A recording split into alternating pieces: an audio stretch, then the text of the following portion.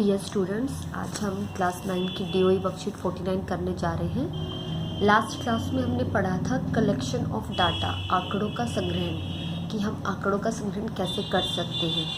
अभी हम बात कर रहे हैं रिप्रेजेंटेशन ऑफ डाटा, आंकड़ों का प्रस्तुतिकरण, कि अगर हमने कोई डाटा कलेक्ट कर रखा है तो हम उनको रिप्रेजेंट कैसे करेंगे। जैसे बेटा एक एग्जांपल से देखिए, 30 student marks in a class test. एक टेस्ट लिया गया है क्लास में, आउट ऑफ 50 मार्क्स, 50 मार्क्स का टेस्ट है, 30 बच्चों के मार्क्स दिए गए हैं। तो आपने कलेक्शन किया कि 39, 25 ये बच्चों के ऐसे मार्क्स आए हैं, 5, 33, 19, 21, 12। ये तो हमारा हो गया कलेक्शन तो हमने कर लिया है।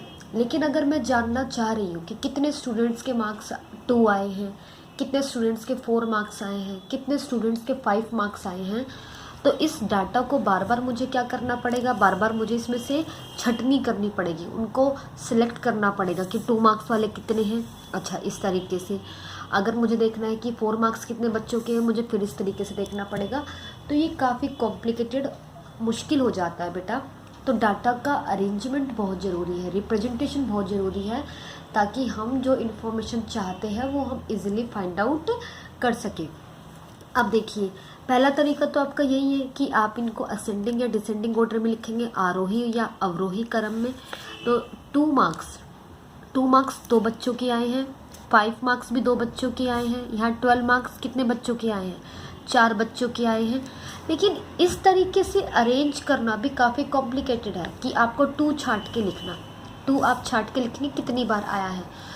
तो ये प्रोसेस भी थोड़ा सा कॉम्प्लिकेटेड है। इस डाटा को हम और अच्छे तरीके से अरेंज कर सकते हैं।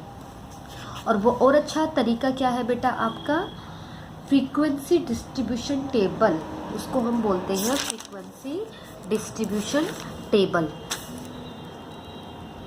फ्रीक्वेंसी डिस्ट्रीब्यूशन टेबल, हिंदी में हम इसको बोलेंगे अवर्गीकृत बारंबारता आवंटन तालिका, जो बार बार चीज़ें रिपीट हो रही है। तो अब हम इनको कैसे मैनेज करते हैं वो ध्यान से देखिए। सबसे पहले हम बात कर रहे हैं रेंज ऑफ डाटा, आंकड़ों का परिसर क्या होता है, हाईएस्ट माइनस लोवेस्ट, जो सबसे हाईएस्ट है, हाईएस्ट माइनस लोवेस्ट आप लिख सकते हैं इसको, अधिकतम माइनस, उसमें से अधिकतम में से आप घटा सकते हैं न्यूनतम को, अधिकतम घटा न्यूनतम। तो अब यहाँ अधिकतम सबसे ज़्यादा मार्क्स कितने आए हैं, 41 आए हैं, और सबसे कम मार्क्स कितने आए हैं बेटा, 2 आए हैं। तो 41 और 2 के बीच का जो डिफरेंस है, 41 माइनस 2 इक्वल टू कितना आ गया आपका, 39।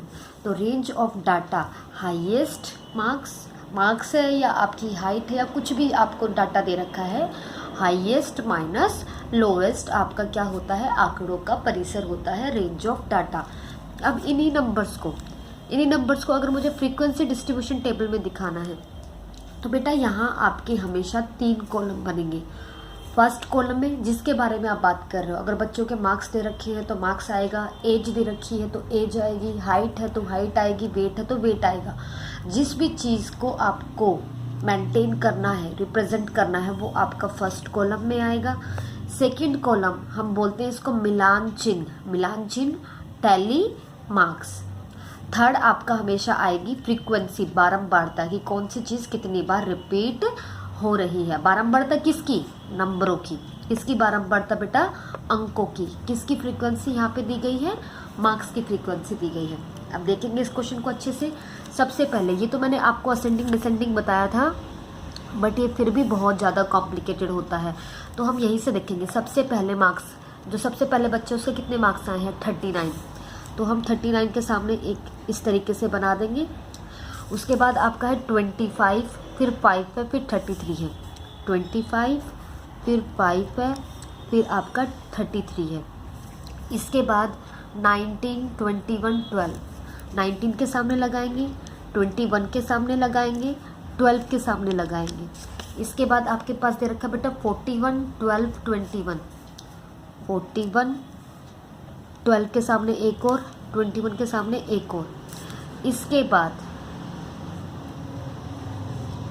19, 12, 19 के सामने एक बार और, फिर 12 के सामने, फिर 19 के सामने। अब यहाँ से फिर से 2, 21, 17, 2, 21, 17 के सामने। अब फिर से 19, 17, 17, 19, 17, 17।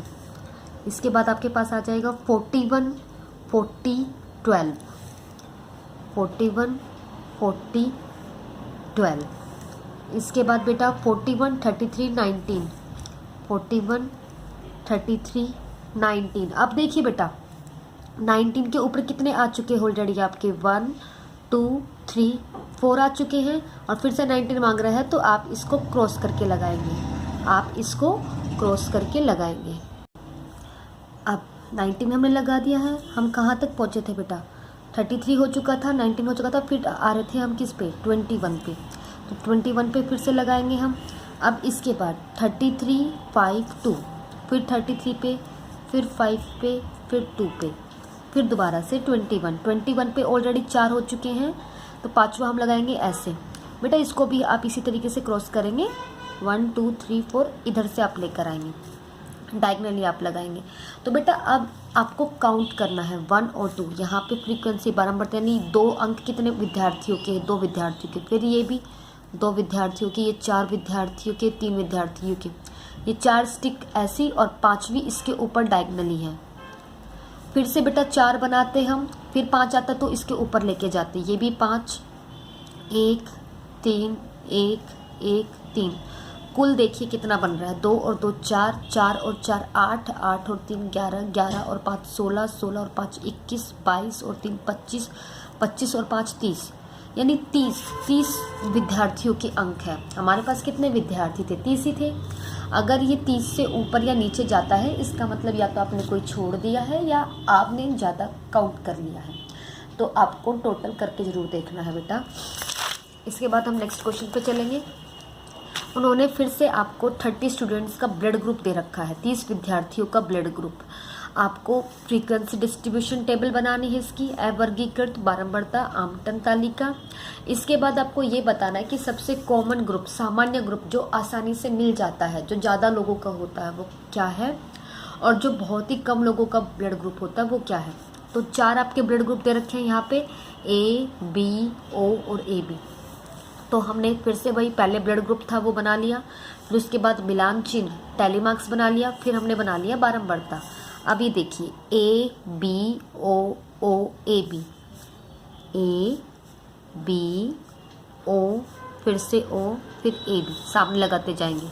फिर इसके बाद O, A, O, B, A, O, A, O, B, A, इसके बाद O, B, A, O, O, O, 4 complete हो चुके हैं। 5वां O, B, A, फिर से O, O, O, O है। आगे चलेंगे A, A, B, O, A, A के ऊपर 5वां A, A, B, O, A, A, इसके बाद O, O, A, B, B, A, O, O, 4 हो गए थे ना पूरे, O, O, इसके बाद फिर A, B, इसके बाद B और फिर से A गया है।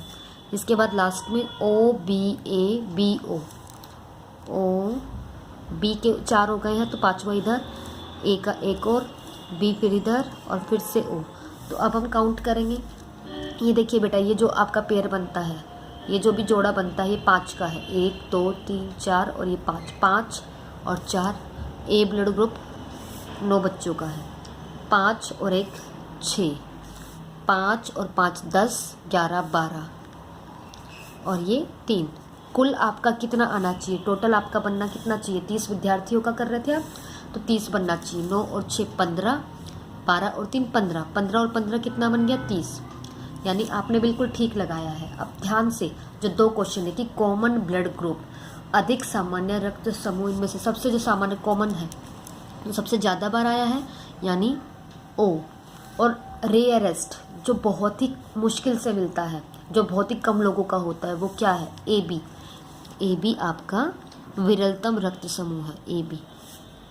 तो बेटा बहुत ही इजी है, यहाँ से मैं बता सकती हूँ क्लियरली कि A और B दोनों मिला के कितने बच्चों का है, 9 और 6 15 बच्चों का है। O किसका ब्लड ग्रुप है 12।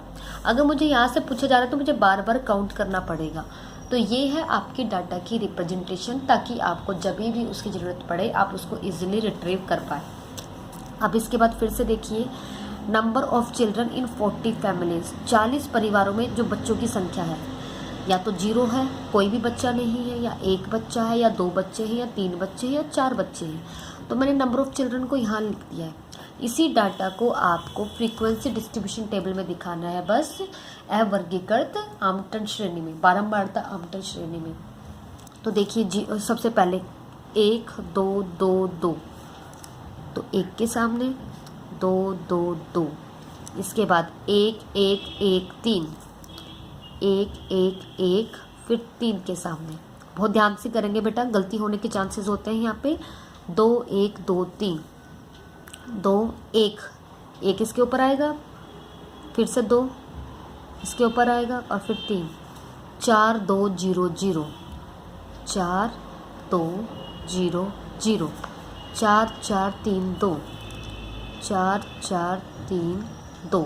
अब आगे बढ़ेंगे, 2 0 0 1, 2 0 0 1, 2 2 4 3, 2, फिर से 2 आ गया, 4 3, इसके बाद 2 1 0 2, 2 1 0 पे आ गया तो ऊपर जाएगा, 2 1 2 4 3, 1 2 4 के भी ऊपर, 3 के भी ऊपर, 4 1 2 2, 4 1 2 2। Data complete. टोटल कुल फैमिलीज़ कितनों का हमने सर्वे किया था, कितनों से हमने डाटा कलेक्ट किया था 40। तो टोटल आपकी 40 फैमिलीज़ ही बननी चाहिए। तो पहले तो ये देखिए 0 बच्चे कितने परिवारों के, 4 और एक इसके ऊपर ये 5, 5 और 4 9, 5 5 5, आपके पास कितना आ गया 15, 5 6। टोटल देखिए आपका 40 बनना चाहिए। 9 और 5 14, 14 और 15 29, 29 और 5 34, 34 और 6 40। तो कुल 40 परिवारों का हमने डाटा अरेंज किया है। तो बेटा इसी तरीके से आप किसी भी डाटा को रिप्रेजेंट कर सकते हैं फ्रीक्वेंसी डिस्ट्रीब्यूशन टेबल में, अवर्गीकृत बारंबारता आवंटन तालिका। तो इस वीडियो को बहुत अच्छे से देखिएगा बेटा, और अपनी वर्कशीट को अच्छे से कंप्लीट करिएगा। Thank you.